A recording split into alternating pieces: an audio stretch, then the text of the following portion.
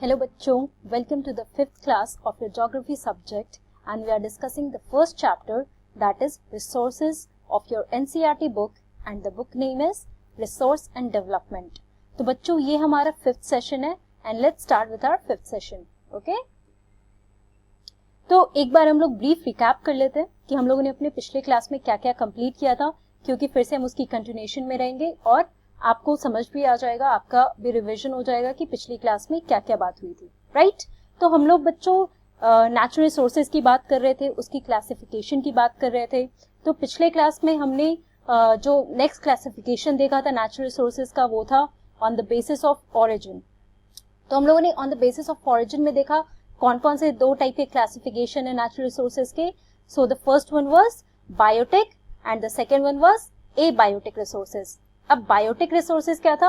All the resources that are living and it includes plants and animals. और abiotic क्या था? As the name suggest itself कि जो भी नॉन लिविंग थिंग्स है, जो भी नॉन लिविंग रिसोर्सेज हैं that is present on earth surface, that is they are called abiotic resources. उसमें एग्जांपल्स में मिनरल्स, सॉइल्स, स्टोन्स, मेटल्स, ये सारी चीजें, जितनी भी चीजें हैं, रॉक्स, एवरीथिंग जो भी नॉन लिविंग फॉर्म में they come under abiotic resources. Okay, उसके बाद जो हमारा नेक्स्ट टर्म था, जो हमारा नेक्स्ट क्लासिफिकेशन था, वो था on the basis of stock. और स्टॉक किसको कहते हैं? You know the resources that are available to us for use, that is called stock. Okay, तो स्टॉक में हमने क्या क्या देखा था कि दो टाइप का है. First is renewable resources. और रिन्यूएबल रिसोर्सेज क्या होता है? All those resources that are present in unlimited quantity and it can be replenished or renewed again and again for its use, right? तो उसमें हमने एग्जाम्पल में देखा था air, then water, solar energy, ऐसी जितनी भी नेचुरल चीजें जो हमारे एनवायरमेंट में इट्स प्रेजेंट देयर और दैट कैन बी रिन्यूड, हम उसे बार बार फिर से बनाकर रिसाइकल करके रीयूज कर सकते हैं, राइट? तो वो सारी चीजें रिन्यूएबल रिसोर्सेज में आती हैं. और नॉन रिन्यूएबल रिसोर्सेज क्या होता है? वो रिसोर्सेज जिसको हम लोग रिन्यू नहीं कर सकते हैं. अगर वो एक बार खत्म हो गया, एक बार एग्जॉस्ट हो गया वो सारे रिसोर्सेज जो हमने यूज कर लिए, तो उसके बाद वो वापस बनने में काफी टाइम लगेगा. एक प्रोसेस होता है उन चीजों का, वो भी उन रिसोर्सेज का बनने का, और वो more than 1000 years it would take to renew itself. इसमें हमने एग्जांपल में कोल, नेचुरल गैस, पेट्रोलियम, ये सारे हमारे नॉन रिन्यूएबल रिसोर्सेज थे. सो आई होप कि आपका रिविजन हो गया और अब आपके कॉन्सेप्ट भी क्लियर हो गए होंगे. Now let us start with today's discussion. तो आज जो हम देखेंगे बच्चों नेचुरल रिसोर्सेज का next classification, it is based on their distribution, कि नेचुरल रिसोर्सेज के डिस्ट्रीब्यूशन के बेसिस पे कौन कौन से हमारे दो क्लासिफिकेशंस हैं. Okay, so the first classification here is ubiquitous.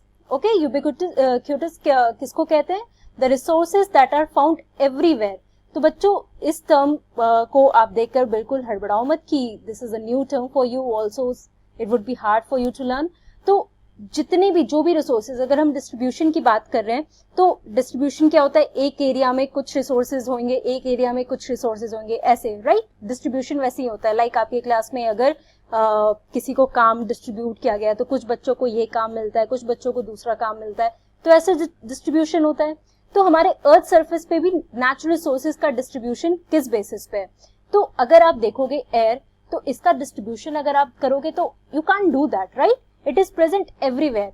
तो यूबिक्यूटस वही होता है, the resources that are found everywhere. तो air that we breathe, it is found everywhere. अब वाटर की बात अगर आप करोगे तो वाटर डिफरेंट क्वांटिटीज में प्रेजेंट है. हो सकता है कहीं पे बहुत ज्यादा प्रेजेंट है, बहुत ज्यादा अमाउंट में, कहीं पे कुछ कम अमाउंट में, कहीं पे बहुत कम अमाउंट में, राइट? राजस्थान ये सब देखो एरिड एरियाज, तो वहां पे बहुत ज्यादा वाटर प्रेजेंट नहीं होगा, but it is present but not that in good quantity. But air is something that is found everywhere. ऐसा नहीं है कि कहीं पे कम एयर होगा, कहीं पे ज्यादा होगा. हाँ, क्वालिटी में फर्क जरूर होगा बट क्वांटिटी में फर्क तो बिल्कुल नहीं होगा. एटमॉस्फेयर जो हमारा है वो तो पूरे जगह पे it's spread out everywhere, right?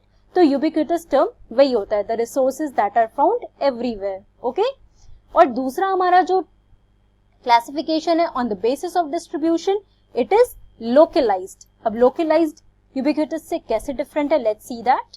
So resources which are found only in certain places are localized. अब बच्चे कुछ रिसोर्सेज ऐसे होते हैं जो कुछ ही जगह पे आपको मिलेंगे, ऐसा नहीं है कि वो जैसे एयर की बात आप कर रहे हो तो वो हर जगह प्रेजेंट है, राइट? तो उसका आप डिस्ट्रीब्यूशन करना चाहोगे कि यहाँ पे बहुत ज्यादा है, यहाँ पे बहुत कम है, you can't do that, right? तो अगर आप बाकी जैसे कॉपर और आयरन ओर, यहाँ पे एग्जाम्पल के लिए मैंने जैसे लिया है कॉपर और आयरन ओर, इसके अलावा बहुत जैसे बहुत सारे मेटल्स, बहुत सारे मिनरल्स ऐसे होते हैं जो हर जगह नहीं होता है, राइट?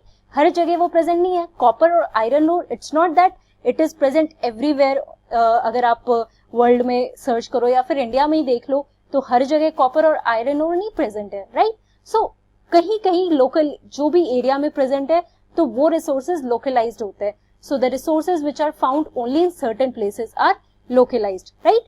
तो कोल, आयरन ओर, ऐसे बहुत सारे मिनरल्स होते हैं जो अपने अपने कोई सर्टेन एरियाज में जहाँ पे वो उनका बहुत प्रोमिनेंट है, वो जमीन से आप निकाल सकते हो तो आपको बहुत ज्यादा क्वांटिटी में मिलेंगे, है ना?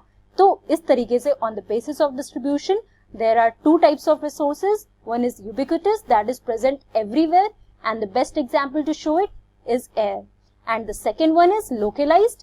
So usme the resources that are found in certain places, for example coal or iron ore. Okay, so here you can see I have given you examples, coal and this is iron.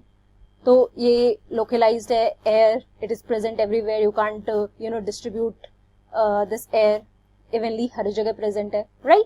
So I hope this concept is also clear. Again, one more important thing to understand is that when we are talking about natural resources, तो एक जो main important point है बच्चों, मैं आप लोगों के लिए यहाँ पे लिखी हूँ so that you should keep in your mind. So let's see that.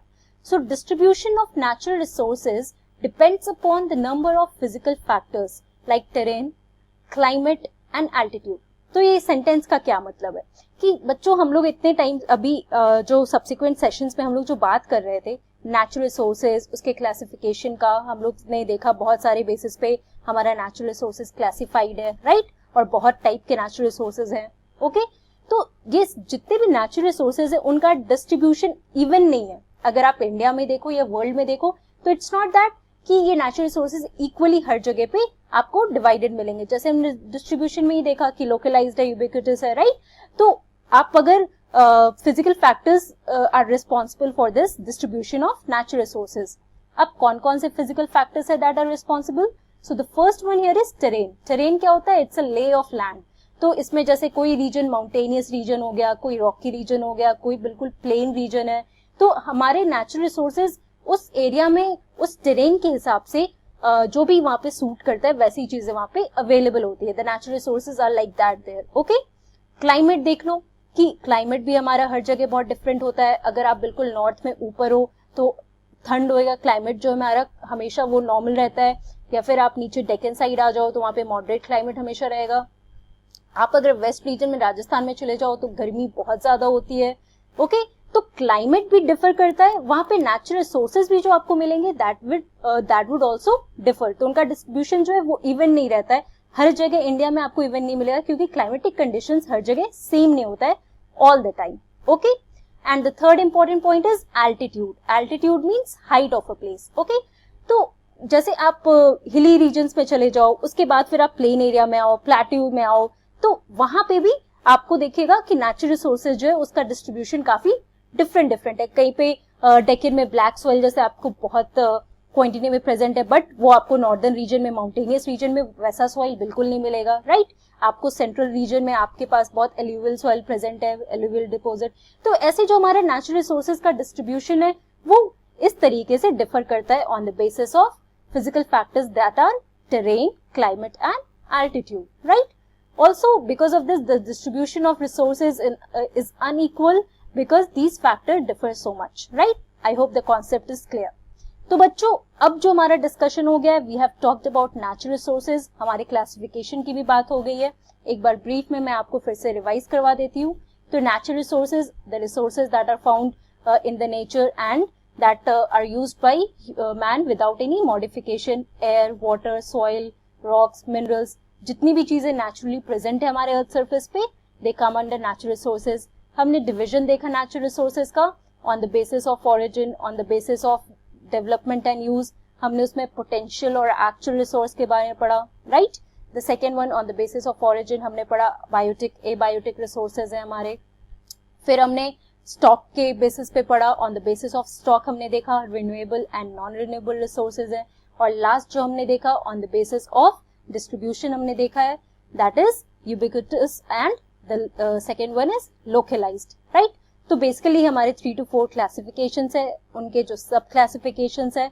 I hope the point is clear to you right now. Okay, एक बार आप फिर से just go through it. Confusion आपको हो तो एक बार पढ़ो. एनसीईआरटी बुक में भी देखना, the point would be clear to you.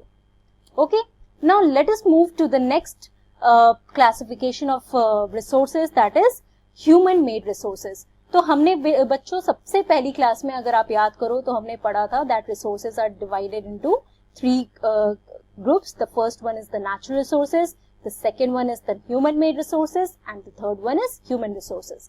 तो अब हम लोग बच्चों ह्यूमन मेड रिसोर्सेज की बात करते हैं. ओके, तो यहाँ पे आप देखो आपको क्या क्या दिख रहा है. You can see money, right. The second thing here bulb. Third railway track and the train, right. You travel in this train. ये आपको क्या दिख रहा है, ये ब्रिज दिख रहा है. Guitar, these are the musical instruments. यहाँ पर आप देखो तो शिप दिख रहा है आपको. Apart from this, cooler, AC, TV, washing machine, fridge, everything, aeroplane, the clothes that you wear. This is computer. This is bike. I think you are familiar with all these pictures, right? लेकिन what is my point here to show you these pictures? तो ये सारी चीजें क्या हमें naturally मिला है? Think about it. कि क्या आपको लगता है कि बल्ब ये बिल्कुल नेचुरली बना है, या फिर ये ट्रेन बिल्कुल नेचुरली बना है, ये ऑटोमेटिकली नेचर ने हमें प्रोवाइड किया है? No, right. तो अब जो हम पढ़ने वाले हैं, जो हमारे ह्यूमन मेड रिसोर्स है, उसमें हम क्या देखेंगे कि जो चीजें ह्यूमन ने खुद से अपने टेक्नोलॉजी, अपनी स्किल, अपनी फिजिकल एबिलिटीज को यूज करके बनाया है, वो सारे रिसोर्सेज हमारे ह्यूमन मेड रिसोर्सेज होते हैं, राइट. तो बच्चों यहाँ पे एग्जाम्पल में देखो आपको ट्रेन दिखाया है, फ्रिज दिखाया है, एसी दिखाया है. तो ये सारी चीजें तो it's not given to us by God और it's not given to us by nature, right. These are things that have been made by human. So these resources, ये सारी नेचुरल रिसोर्सेज को यूज करके जो ह्यूमन जो भी चीजें बनाते हैं, that is also resource for us. Okay, so train is also resource for us, that is used by us to travel from one place to another. Bridge is also, car is also resource for us. तो ये सारी चीजें ही हमारे लिए resource है ना.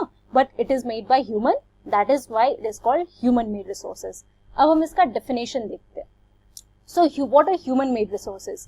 सो people use resources to make buildings, bridges, roads, machinery and vehicles which are known as human made resources. तो आपको जब पिछले पिक्चर में मैंने जो भी दिखाया वो सारी चीजें कवर हो ही गई हैं. व्हीकल्स बनते हैं, बहुत सारी मशीन्स, फैक्ट्रीज, बिल्डिंग्स, ब्रिजेस. तो जो भी चीजें समझो कि जो we human beings we use natural resources to make other kind of resources, they come under human made resources. तो आप अपने आसपास एक बार ऑब्जर्व करना और आप थोड़ा डिफरेंशिएट करना कि नेचुरल रिसोर्सेज और ह्यूमन मेड रिसोर्सेज में क्या क्या डिफरेंट है, राइट. तो नेचुरल रिसोर्सेज में आप देखोगे कि आप लैंड की बात करोगे, सॉइल की बात करोगे, एयर की बात करोगे, वाटर की बात करोगे, क्योंकि जो हमें नेचर ने प्रोवाइड किया है.